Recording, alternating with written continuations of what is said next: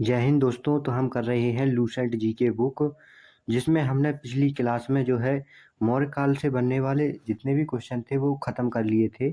आज की क्लास में हम जो है मौर्य काल के पतन के बाद और गुप्त काल के प्रारंभ होने से पहले जो बीच के समय में जो शुंग वंश, कर्ण वंश और सातवाहन वंश आया था और कुछ विदेशी आक्रमण हुए थे, इससे बनने वाले जितने भी क्वेश्चन होंगे वो आज की क्लास में हम जो है ख़त्म करेंगे। तो क्वेश्चन नंबर 1 में कहा गया है कि अंतिम मौर्य सम्राट बृहद्रथ की हत्या कर किसने शुंग वंश की स्थापना 185 ईसा पूर्व में की? तो वो की थी पुष्यमित्र शुंग ने। क्वेश्चन नंबर 2 में कहा गया है कि पुष्यमित्र शुंग मौर्य सम्राट बृहद्रथ की राजकीय सेना में किस पद पर आसीन था? तो वो सेनापति था। क्वेश्चन नंबर 3 में कहा गया है कि कर्णव या कर्ण या कांडू वंश का संस्थापक कौन था?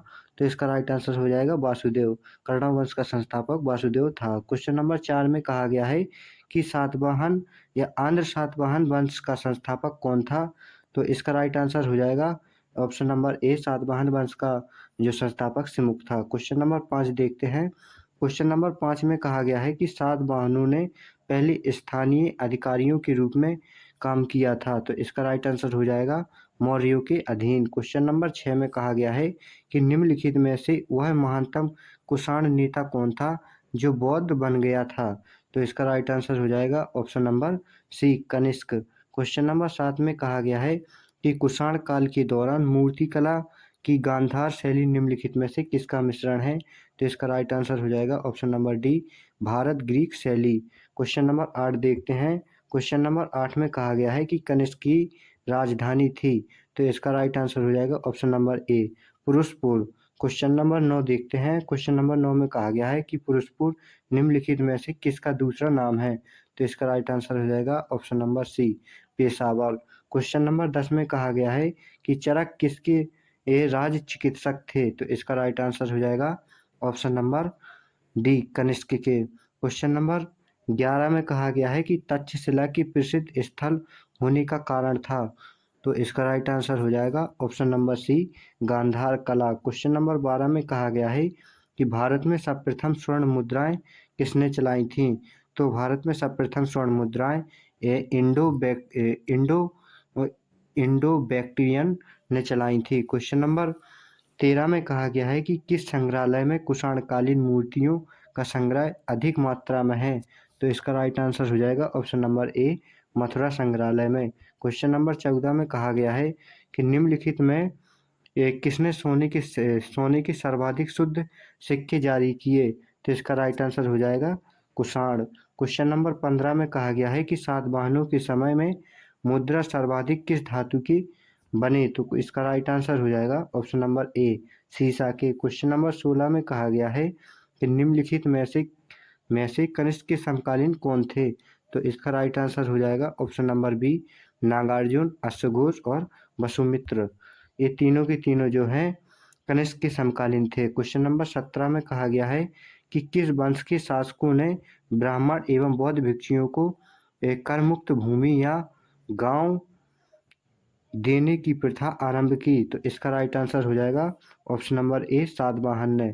क्वेश्चन नंबर 18 में कहा गया है कि भारतीय रंगमंच में यवनिका अर्थात पर्दा का शुभारंभ किसने किया? तो इसका राइट आंसर हो जाएगा ऑप्शन नंबर सी, यूनानियों ने। क्वेश्चन नंबर 19 में कहा गया है कि भारतीयों के महान रेशम मार्ग किसने आरंभ कराया? तो इसका राइट आंसर हो जाएगा ऑप्शन नंबर ए, कनिष्क ने। क्वेश्चन नंबर 20 में कहा गया है कि निम्नलिखित में से किसने बड़े पैमाने पर स्वर्ण मुद्राएं यानी सोने की मोहर चलाई थीं? तो इसका राइट आंसर हो जाएगा ऑप्शन नंबर सी, कुषाण शासकों ने।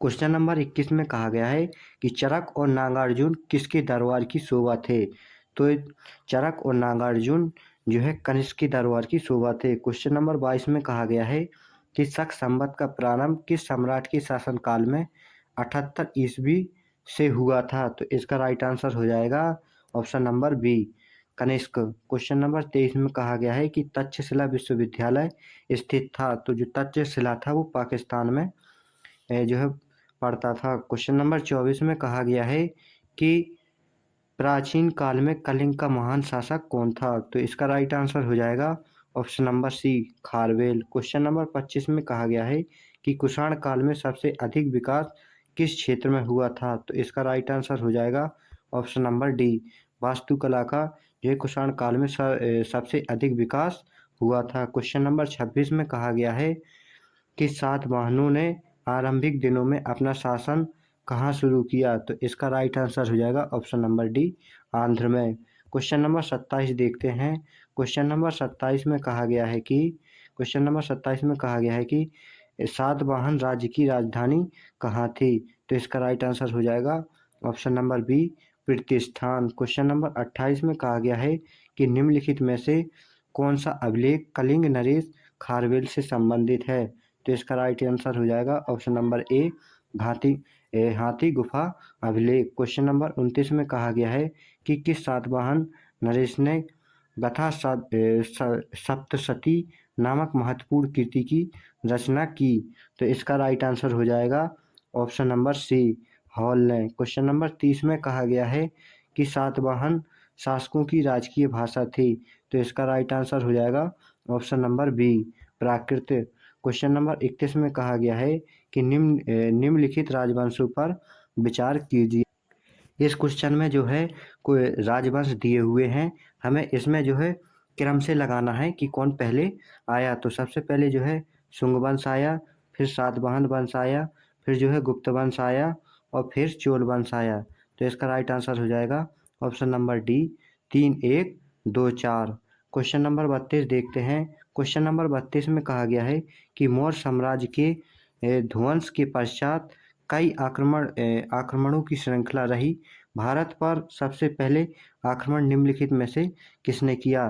तो इसका राइट आंसर हो जाएगा 32 का ऑप्शन नंबर ए, बैक्टीरियन या ग्रीक ने। क्वेश्चन नंबर 33 देखते हैं।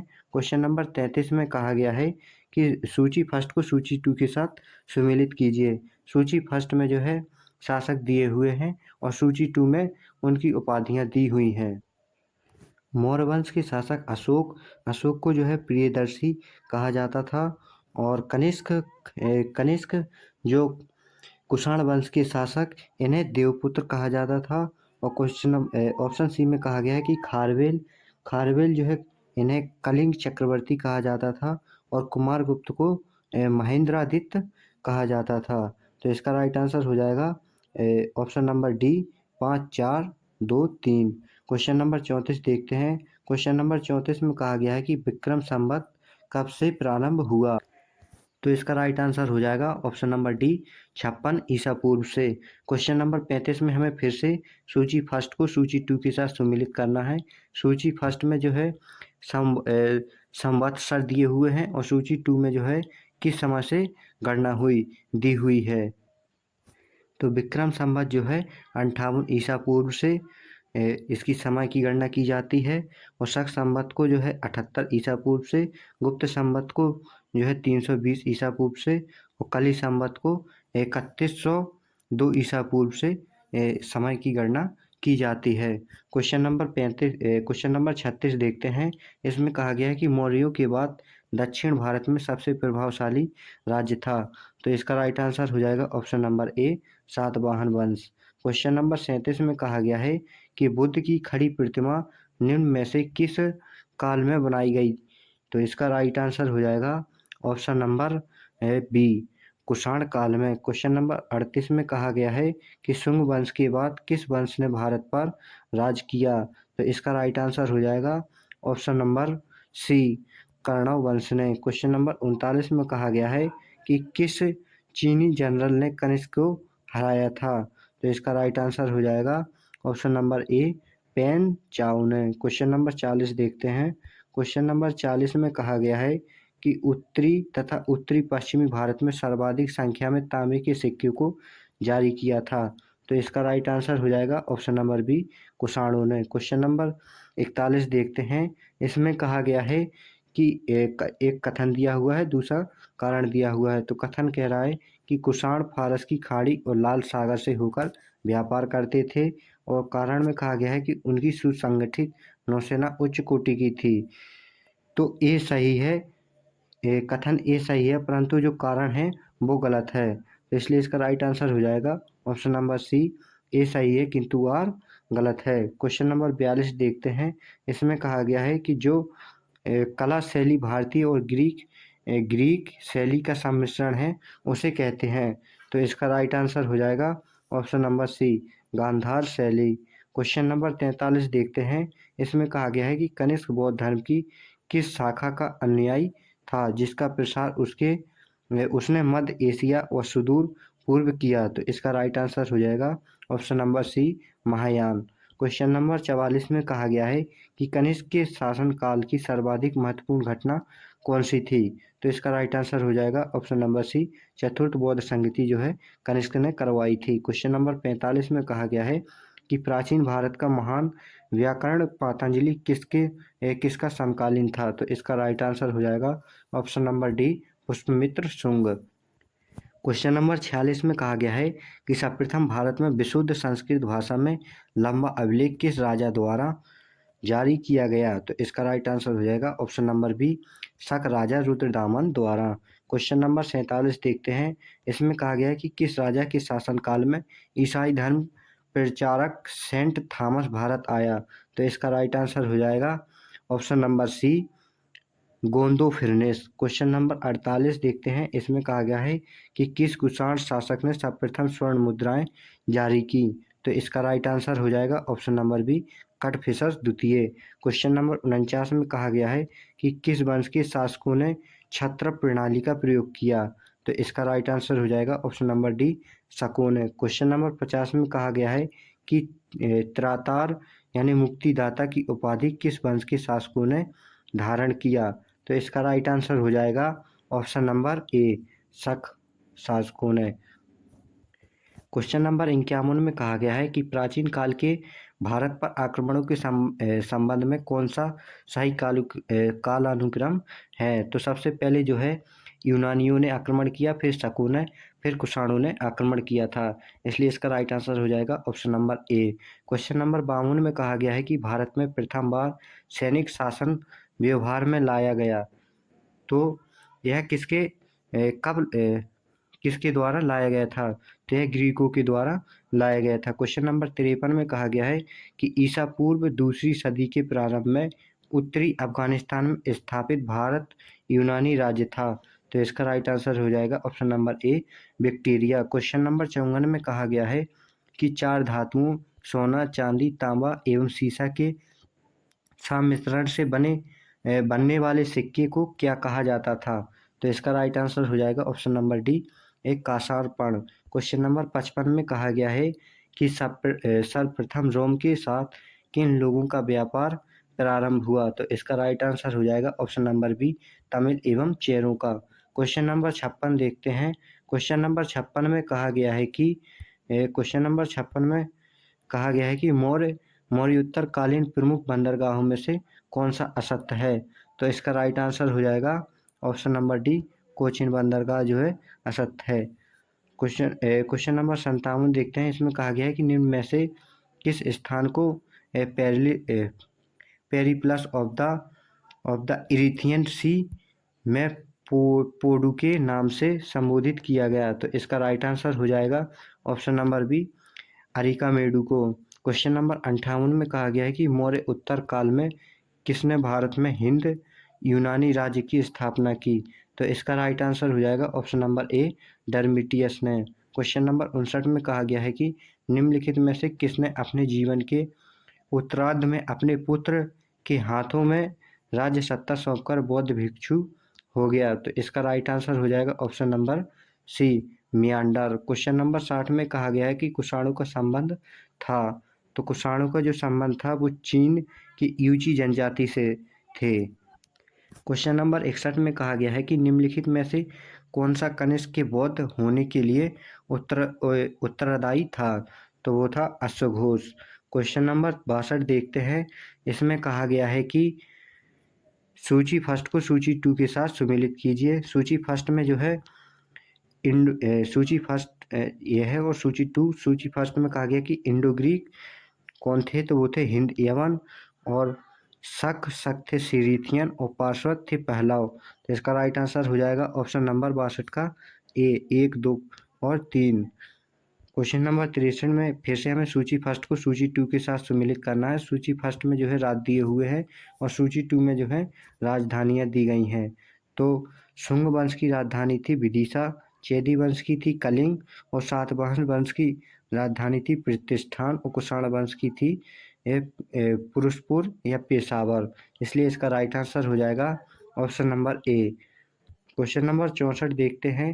इसमें कहा गया है कि रोमन साम्राज्य के अनुसरण पर किस वंश के शासकों ने केसर या सीजर की उपाधि ग्रहण की। तो इसका राइट आंसर हो जाएगा ऑप्शन नंबर सी, कुषाणों ने। क्वेश्चन नंबर 65 देखते हैं। क्वेश्चन नंबर 65 में कहा गया है कि निम्नलिखित में से किसका निर्माण शुंग काल में हुआ। ऑप्शन फर्स्ट में दिया है भरतहूत का स्तूप और ऑप्शन बी में कहा गया है कि सांची स्तूप की वेदिका और तोरण द्वार और ऑप्शन सी में कहा गया है कि भाजा स्तूप। तो इसका राइट आंसर हो जाएगा ये तीनों के तीनों जो है शुंग काल में इनका निर्माण हुआ था। इसका राइट आंसर हो जाएगा ऑप्शन नंबर डी, उपर्युक्त सभी। क्वेश्चन नंबर 66 में कहा गया है कि सातवाहन नरेश हाल के समकालीन गुणाढ़ ने किस प्राकृत ग्रंथ की रचना की। तो इसका राइट आंसर हो जाएगा ऑप्शन नंबर ए, बृहत कथा। क्वेश्चन नंबर 67 में कहा गया है कि निम्नलिखित कथनों पर विचार कीजिए। ऑप्शन नंबर फर्स्ट में दिया है कि सातवाहन शासक बौद्धों पर अत्याचार करते थे। ऑप्शन सेकंड में कहा गया कि पुष्यमित्र शुंग बौद्धों को संरक्षण देते थे। ऑप्शन सी में कहा गया है कि बोध गया में शशांक ने बोधि वृक्ष को काट दिया था। तो केवल ऑप्शन थर्ड जो है सही है, इसलिए इसका राइट आंसर हो जाएगा option number D. Question number 68 देखते हैं। इसमें कहा गया है कि क्वेश्चन नंबर 68 में कहा गया है कि निम्नलिखित में से किस अभिलेख में चंद्रगुप्त मौर्य और अशोक दोनों का उल्लेख किया गया है। तो इसका राइट आंसर हो जाएगा ऑप्शन नंबर बी, महाक्षत्रप रुद्रदामन का जूनागढ़ अभिलेख में। क्वेश्चन नंबर 69 में कहा गया है कि प्राचीन भारत में निम्न में से किस एक ने नियमित रूप से सोने के सिक्के चलाए। तो इसका राइट आंसर हो जाएगा ऑप्शन नंबर सी, कुषाणों ने। क्वेश्चन नंबर 70 में कहा गया है कलिंग नरेश खारवेल किस वंश से संबंधित था। तो इसका राइट आंसर हो जाएगा ऑप्शन नंबर ए, चेदी वंश से। क्वेश्चन नंबर 71 में कहा गया है कि प्राचीन भारत में देश की अर्थव्यवस्था में अत्यंत महत्वपूर्ण भूमिका निभाने वाला श्रेणी संगठन के संदर्भ में निम्नलिखित में से कौन सा कथन सही है। तो फर्स्ट ऑप्शन में कहा गया कि प्रत्येक श्रेणी राज्य की एक केंद्रीय प्राधिकरण के साथ पंजीकृत होती थी और प्रशासनिक स्तर पर राजा उनका प्रमुख होता था।